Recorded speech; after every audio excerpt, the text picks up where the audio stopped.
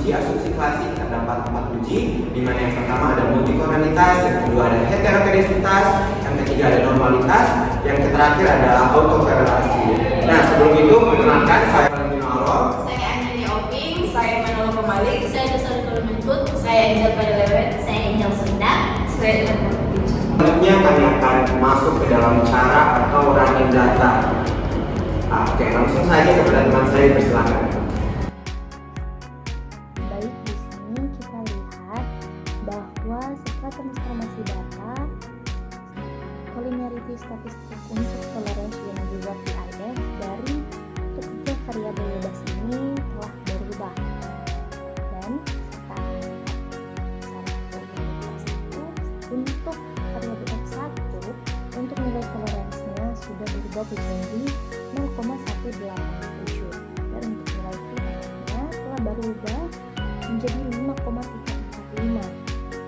Begitu juga dengan X2, nilai toleransinya telah berubah menjadi 0,184 dan VIF-nya menjadi 5,449. Serta untuk variabel X3-nya nilai toleransinya menjadi 0,955 dan VIF-nya menjadi 1,047. Kita perlu mengingat bahwa indikator pengujian untuk multikolonialitas itu jika nilai toleransinya lebih kecil dari 0,10 maka data tersebut terkena multikolonialitas, dan jika datanya lebih besar dari 0,10 maka data tersebut tidak terkena multikolonialitas. Dan untuk variance inversion factor-nya, jika data tersebut nilai VIF-nya lebih kecil dari 10 maka data tersebut terbebas dari multicol. Sebaliknya, jika nilai VIF-nya lebih besar dari 10 maka data tersebut terkena multikolonialitas. Dari tabel koefisien ini dapat kita lihat bahwa setelah transformasi, hubungan antara variabel menjadi lebih seimbang. Transformasi ini menurunkan skala perbedaan antara variabel-variabel yang nilainya besar. Misalnya jumlah followers bisa sangat tinggi dibandingkan skor aktivitas. Di sini kita lihat bahwa korelasi kuat antara aktivitas media sosial dan juga followers itu sudah berkurang. Keduanya kini memberikan pengaruh yang lebih independen terhadap penjualan produk online, dan like rate tetap berperan sebagai ukuran keterlibatan audiens dan kini dapat dianalisis bersama dua variabel lainnya tanpa saling mengganggu. Lewat model ini kita dapat menilai bahwa seberapa besar aktivitas media sosial mendorong penjualan dan apakah jumlah followers memiliki pengaruh nyata terhadap penjualan, dan bagaimana tingkat like rate memperkuat hubungan antara keduanya terhadap peningkatan penjualan. Dengan hasil dari analisis data yang kita lakukan pada kali ini, kita dapat mengambil kesimpulan bahwa pada awalnya terjadi hubungan yang sangat kuat antara variabel aktivitas media sosial dan juga followers yang menimbulkan multikoliniaritas karena keduanya mencerminkan aspek popularitas akun yang serupa. Namun setelah dilakukan transformasi akar kuadrat atau SKRT, hubungan antar variabel menjadi lebih seimbang. Aktivitas media sosial kini mencerminkan intensitas promosi. Kemudian followers mencerminkan jangkauan pasar dan like rate mencerminkan keterlibatan audiens. Nah, ketiganya kini dapat memberikan kontribusi yang berbeda dan signifikan terhadap peningkatan penjualan produk online. Demikianlah cara kita untuk melakukan pengujian data untuk melihat apakah data tersebut terkena multikoliniaritas atau tidak, yaitu dengan melihat indikator dari nilai toleransi dan VIF-nya. Sekali lagi, jika nilai toleransinya lebih kecil dari 0,10 maka data tersebut terkena multikoliniaritas. Sedangkan jika nilai toleransinya lebih besar dari 0,10, data tersebut terbebas dari multicol. Dan untuk nilai VIF-nya, jika lebih besar dari 10, data tersebut terkena multicol, dan jika nilai VIF-nya lebih kecil dari 10, data tersebut terbebas dari multikolinearitas. Demikianlah video kali ini, kita menyembuhkan data yang terkena multicol menggunakan metode transformasi data. Kiranya dapat bermanfaat bagi teman-teman semua. Terima kasih. Halo teman-teman, salam sehat. Pada segmen kali ini saya akan menjelaskan cara melakukan uji heterokedastisitas dengan menggunakan metode Gessler. Nah, seperti yang telah dijelaskan tadi, uji ini itu digunakan untuk mengecek dan melihat apakah data regresi yang kita punya itu mempunyai masalah pada perbedaan varians atau tidak. Nah, baik, langsung saja kita mulai. Nah, bisa kita lihat bersama di sini saya sudah punya sebuah data dan terdapat 2 variabel bebas dan 1 variabel terikat. Data ini berjudul pengaruh like rate dan followers terhadap penjualan produk online. Dan sekarang mari kita akan mulai, dan pertama-tama kita akan menguji data ini jika mempunyai gejala heterokedastisitas. Pertama-tama kita klik analyze, lalu regresi linear. Nah, masukkan variabel Y ke kolom dependent dan masukkan variabel X1 dan X2 pada kolom independent.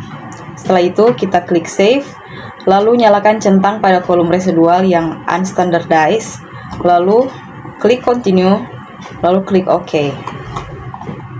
Nah, di sini sudah ada variabel baru yang bernama residual 1, bisa kita lihat di sini. Nah, residual 1 ini nantinya akan kita transform untuk mendapatkan nilai absolut residualnya, teman-teman. Caranya itu kita klik transform, lalu compute variable, lalu kita ketik pada target variabelnya itu ABS underscore res, artinya residual ya.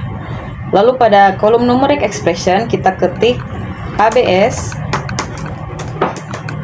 buka kurung residual buka kurung, masukkan unstandardized, lalu tutup kurung.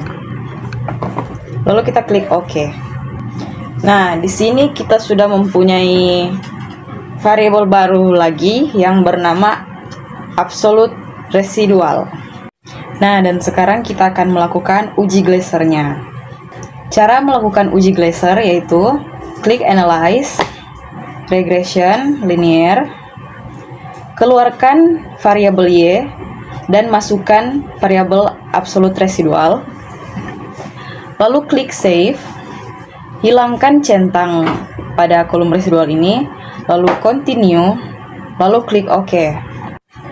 Nah, bisa kita lihat bersama teman-teman, nilai outputnya itu sudah keluar. Kita fokus pada signifikansinya. Bisa kita lihat pada like rate atau X1, itu nilai signifikansinya itu menunjukkan angka 0,006. Pada followers atau X2 itu, nilai signifikansinya itu menunjukkan angka 0,019, teman-teman.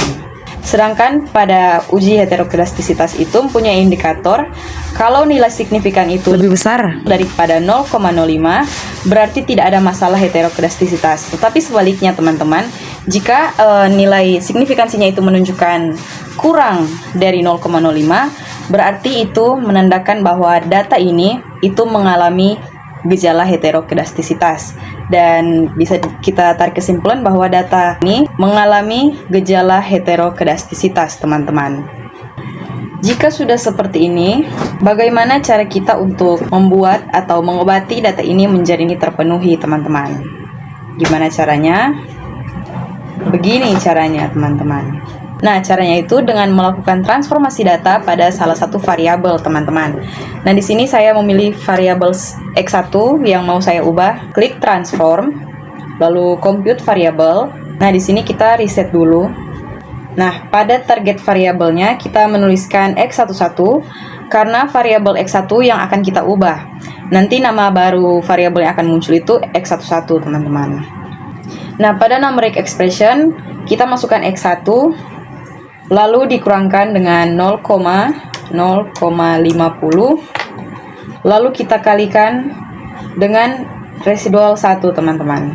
Nah, di sini kita sudah membuat variabel baru yang bernama x11, yang dimana x11 ini merupakan hasil transform dari variabel x1 ini. Dan selanjutnya kita akan mencari nilai residual yang baru, tetapi kita tidak akan menggunakan nilai x1 yang ini, melainkan kita akan menggunakan x11, teman-teman. Nah, caranya itu kita klik Analyze, Regression, Linear. Kita keluarkan X1 yang lama, kita masukkan X11, keluarkan ABS residual, kita masukkan Y. Kita klik Save, kita centang pada residual unstandardized. Nah, sini. Lalu Continue, lalu klik OK. Nah, di sini kita sudah menghasilkan variabel residual 2. Nah, kalau residual 1 ini adalah hubungan korelasi antara X1, X2, dan Y. Kalau residual yang 2 ini adalah korelasi hubungan dari X11, X2, dan juga Y. Residual 2 ini kita akan transform lagi untuk mencari nilai absolute residualnya, teman-teman. Caranya itu klik transform, compute variable, kita reset dulu ya. Nah, ketik pada target variable itu kita ketik ABS underscore res. Pada numeric expression kita masukkan ABS buka kurung, masukkan residual yang keduanya, teman-teman, yang unstandardized yang kedua. Masukkan, lalu tutup kurung, lalu klik OK, lalu OK. Nah, ini ada nilai baru, nilai yang baru dibuat tadi ya, teman-teman. Nah, selanjutnya teman-teman klik Analyze, Regresi, lalu Linear. Keluarkan Y dikeluarkan, lalu masukkan ABS res, lalu klik Save, hilangkan centang pada residual unstandardnya, lalu Continue, lalu klik OK. Nah, di sini sudah keluar outputnya, teman-teman. Kita bisa melihat pada variable followers nilai signifikansinya telah berubah menjadi 0,114 dan pada X11 itu telah berubah menjadi 0,097, teman-teman. Yang berarti bahwa gejala heterokedastisitasnya sudah tidak ada lagi. Nah, selanjutnya teman-teman, ini data X11-nya ini kita copy, lalu kita paste di kolom X1 yang lama ya, supaya tidak membingungkan karena terlalu banyak variabel. Kita paste di sini. Ini kita hapus saja ya. Dan juga residual yang pertama bisa kita hapus saja. Jadi ini data kita akan uji lagi ya, teman-teman. Caranya itu klik Analyze, Regression, Linear, X1 masukkan, Save, ini nyalakan, Continue, lalu klik OK. Bisa kita lihat, teman-teman, ini sama ya seperti tadi. Nilai signifikansinya itu sudah di atas 0,05. Baik, jadi kelompok kami menarik kesimpulan umum bahwa sebelum dilakukan perbaikan dan pengobatan, variabel like rate dan juga followers itu masih menunjukkan nilai signifikansi di bawah 0,05, yang berarti data tersebut masih mengalami gejala heterokedastisitas. Tetapi setelah dilakukan pengobatan, nilai kedua variabel itu menjadi lebih besar. Kita masuk dalam kriteria pengujian autokorelasi Durbin-Watson. Persyaratan ketidakadaan gejala autokorelasi terjadi jika nilai Durbin-Watson berada di antara nilai batas DU dan 4 kurang DU. Secara matematis, DU lebih besar DW, lebih besar 4 kurang DU. Diketahui jumlah observasi atau N 12 dan jumlah variabel bebas K 2. Nilai batas bawah nilai DL 0,8122, nilai batas atas nilai DU 1,5794, nilai kritis atas nilai 4 kurang DU yaitu 2,4206. Penarikan keputusan bandingkan nilai DW yang diperoleh dari perhitungan dengan rentang nilai DU dan 4 kurang DU untuk menyimpulkan keberadaan autokorelasi. Jadi 1,5794 lebih besar dari 2,094, lebih besar 2,4206, atau DU lebih besar DW lebih besar 4 kurang DU. Jadi untuk DL dan DU tadi kami dapat dari tabel Durbin-Watson menurut data kami yaitu N 12 dan K itu 2. Jadi untuk DL itu 0,8122 dan DU 1,5794. Jadi dapat diambil kesimpulan akhir yaitu tidak terjadi autokorelasi atau model regresi yang diuji bebas dari masalah autokorelasi. Terima kasih. Kita masuk dalam uji normalitas. Namun sebelum itu, apa sih konsep dasar uji normalitas? Yang pertama, uji normalitas dilakukan untuk memastikan apakah suatu data mengikuti pola distribusi normal atau tidak. Yang kedua, dalam analisis regresi maupun statistik parametrik, uji normalitas merupakan salah satu syarat utama yang harus dipenuhi. Yang ketiga, pada analisis regresi, data yang diuji normalitasnya adalah unstandardized residual. Sedangkan para statistik parametrik seperti uji T atau ANOVA, setiap variabel perlu diuji normalitas datanya. Yang keempat, terdapat berbagai teknik yang dapat digunakan untuk memeriksa distribusi normal. Salah satunya adalah metode Kolmogorov-Smirnov. Yang kelima, uji normalitas Kolmogorov-Smirnov menjadi salah satu metode yang paling umum dipakai, terutama untuk sampel dengan jumlah besar atau lebih besar dari 50 data.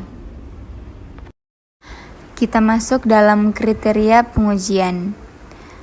Uji normalitas Kolmogorov-Smirnov. Yang pertama, nilai signifikan p-value lebih kecil 0,05 berkesimpulan data tidak berdistribusi secara normal. Yang kedua, nilai signifikan p-value lebih besar 0,05 berkesimpulan data berdistribusi secara normal. Pertama, uji normalitas sebagai prasyarat statistik, parametrik, dan uji korelasi. Dan yang kedua, uji normalitas sebagai prasyarat dalam analisis regresi. Kita klik Analyze, lalu kita klik Non-Parametric Test. Selanjutnya kita klik Legacy Dialog. Baru kita klik One Sample. Di sini kita masukkan variabel Y, X1 dan X2 ke dalam kolom sebelah kanan. Kita oke. Nah, di sini sudah ada tabel one sample Kolmogorov-Smirnov test. Lalu kita balik. Dan di kolom X1, data menunjukkan lebih besar dari 0,05 yaitu 0,126. Dan di X2 0,167 dan Y 0,200. Disimpulkan bahwa data tersebut berdistribusi secara normal. Lalu kita masuk dalam uji kedua, uji normalitas sebagai prasyarat dalam analisis regresi. Dan yang pertama, klik Analyze Regresi Linear. Lalu kita masukkan variabel Y ke tabel dependent dan X1, X2 ke tabel independent. Kita centang residual yang unstandardized dan ini residualnya.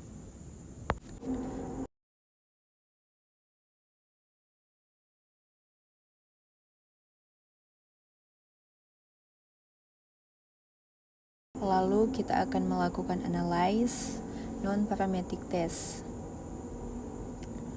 Buka Legacy Dialog dan ketik one sample KS.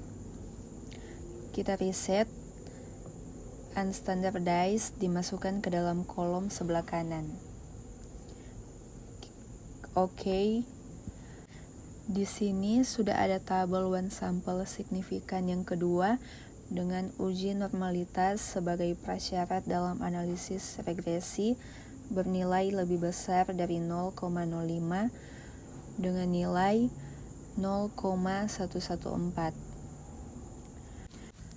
Data tersebut dianggap data yang berdistribusi secara normal. Sekian dari kelompok kami yang kami dapat jelaskan. Sekiranya apa yang kami sampaikan atau kami paparkan tadi itu bisa menjadi satu manfaat buat teman-teman semua yang di rumah ketika ingin belajar 4 ujian yang sudah kami paparkan tadi. Kepada teman-teman semua kami ucapkan terima kasih. Bye bye.